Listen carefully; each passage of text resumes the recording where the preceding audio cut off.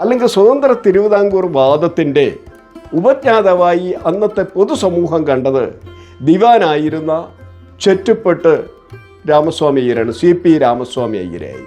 1945 Clement Attlee ബ്രിട്ടനിൽ അധികാരത്തിൽ വരുന്നു.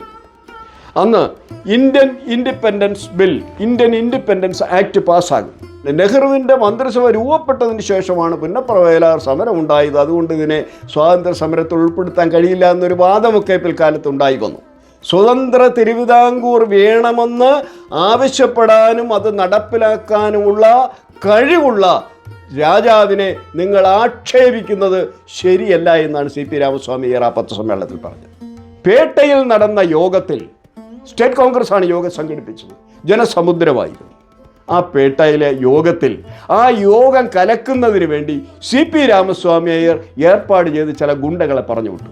ആ കേശവൻ നായരുടെ ഡയറി കുറിപ്പിൽ പറയുന്നത് CPക്ക് 3 വെട്ടുകൾ വെട്ടി. ആദ്യത്തെ വെട്ട് കഴുത്തിനായിരുന്നു. ഷാള് കഴുത്തിൽ ചുറ്റിയിരുന്നത് കൊണ്ട് വെട്ട് ഷാളിൻ്റെ പുറത്താവുകയും മുറിവില്ലാതെ രക്ഷപ്പെടുകയും ചെയ്തു. സ്വതന്ത്ര തിരുവിതാംകൂർ പ്രഖ്യാപിക്കുന്നത് ചിത്തിര തിരുനാൾ മഹാരാജാവാണ്.